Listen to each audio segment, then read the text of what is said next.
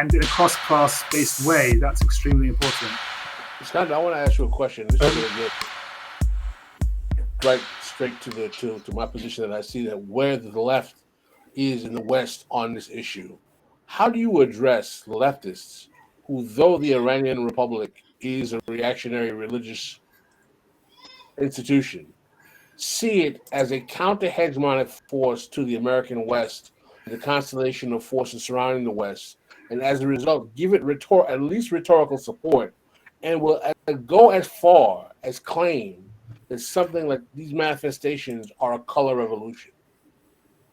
Yeah, I mean, do you have a tinfoil hat on you? I mean, it's I don't really have it. I think it's just a ridiculous position, to be honest. I mean, look, I've been against sanctions and saber rattling and all of these things, and I think that has to be almost like an a priori position for the left if you're based in the West. I mean, we need to. I mean.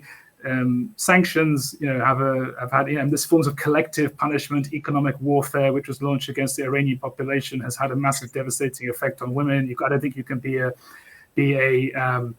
kind of a feminist or say you're for women and then be for sanctions. I think that's obviously ridiculous. So I think that is like a clear line that one needs to hold very clearly. I mean, any delusions that Western powers could care less about Iranians or Iranian women has just been proven flatly wrong time and time again. I mean, this is just very for me straightforward. So I mean, that's just to put that to bed. So there's clarity there. But I mean, this idea that the regime, which basically brutalizes half the population, and forces them to wear a state-enforced dress code, and can potentially kill them if they don't wear that.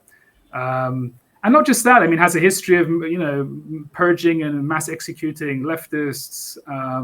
Has rolled back any kind of semblance of a kind of the certain social provisions, which you could make the case in the 80s that there was this kind of war Keynesian state in Iran, and therefore there were certain social provisions which were made, and there was a degree of social mobility, and there was some degree of healthcare which reached rural sectors which didn't previously. I mean, that's to some extent true, but a lot of that has been rolled back, and ultimately it's a theocratic state. I mean, the claim, the Ayatollah Khamenei's claim to legitimacy is the fact that he's representing, the hidden imam in absentia, and basically God, and is the holder of divine sovereignty until the return of the hidden imam. And yeah, it's not damn. It's an autocratic state. There's no basically they have neutered. I mean, it never was really a democratic state, but there was a degree of like factional competition, which did have meaningful repercussions for Iranians. So if you voted for a kind of a really right-wing figure or a more reform-minded figure, yeah, of course, there were like deep structural problems still with the state. One shouldn't have any illusions about that. And I wrote a whole book like critiquing reformism and the limitations of reformism. But it did also have material impact and effects for people's lives. But the idea that this is sort of an ally of an anti-imperialist kind of movement. I mean, look, on the one hand, you could say, yeah, the Islamic Republic is giving meaningful support to Hezbollah and Islamic Jihad and Hamas and these sorts of things. But I mean, these movements themselves have their limitations, and they themselves are, I mean, are they kind of the kind of movements we want to embody or that we want to see kind of realized in the world? I mean, also, I mean, a Palestinian activist made this really important argument. It's sort of, how can Palestinians surely have no expectations from the Islamic Republic of Liberation, a state which basically murders and represses its own citizens on a regular basis? I mean, and it's a capitalist oligarchic. I mean, if we're leftists, if we're on the left, I mean, it just seems to me just absurd to say we could actually support a capitalist, theocratic, oligarchic, a very reactionary state, which a state that was more effective at liquidating the left than the Shah's regime had been. Like they were more, they ended up being able to destroy an entire generation of leftists, where the left in Iran, although it had been suppressed under the Shah, had been able to struggle on. So in certain ways, I guess were more effective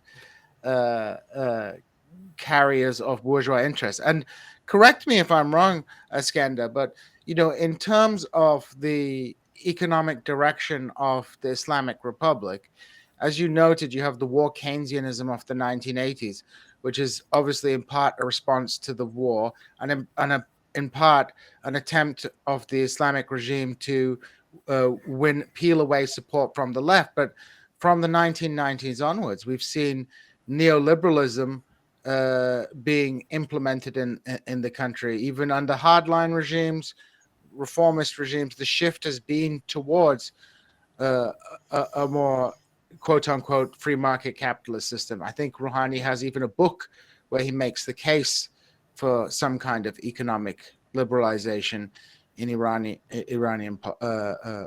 economic system. So, you can kind of understand the people who might defend Vietnam or China, which are formerly socialist, but this is like an openly right-wing capitalist state.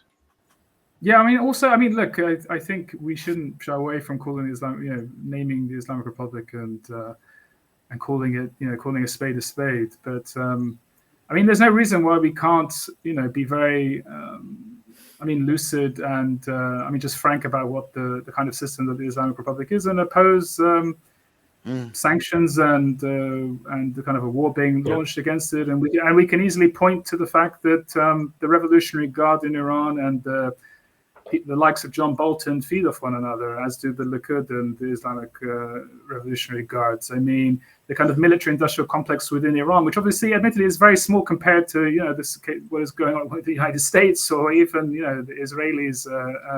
And so we don't have to have it, but we can have those positions, and I think we should, because I also do think there is a strain of leftism which, unfortunately, kind of completely then just focus on the evils of the Islamic Republic, and it just becomes this a moral thing. The evil sort of regime, and it's sort of like, and then what's the next step? It's like we have to get rid of it at any cost, and then obviously, if we have foreign leverage, if we use foreign leverage, then so be it. I've never been on board with that. I never will be on board with that. So. I think that's a really important point that you make that I think we need to emphasize here. It's like when we look at these politics of escalation, it reinforces each other. I think, like as you said, these reactionary elements in the Islamic Republic require a hardline American regime, an enemy. And not only that, but there are material consequences. Placing Iran under sanctions and siege it enhances the power of those who have access to the resources of the state. This is what we saw in Iraq. In Iraq, the sanctions on one hand limited Iraq's ability to strike abroad, but internally it strengthened the regime because the declining economic conditions meant that the only source of income and patronage was coming for the regime. So I think the Islamic Republic is the same. They control the ports, they control smuggling networks, they have a huge kind of degree of control over the gas and oil installations. They're not going to hurt, and they're not actually. And many of them actually are behind sanctions exactly because. And they don't want, if you look at it, they don't actually want even foreign capital as a potential competitor and rival. It's the thing. They want a simply domestic sort of form of capital accumulation, which is tightly controlled, corporatist, and kind of, deeply authoritarian. But it's nevertheless, a capitalist, corporatist state, for sure, a form of and sort of regime of capital accumulation. So are you saying that in recent years, Thank you for watching. Please don't forget to hit like and subscribe on your way out. You can catch the live stream of This Is Revolution every Tuesday through Thursday at 6 p.m. Pacific Time and Saturday, 9 a.m. Pacific Time. This is Revolution.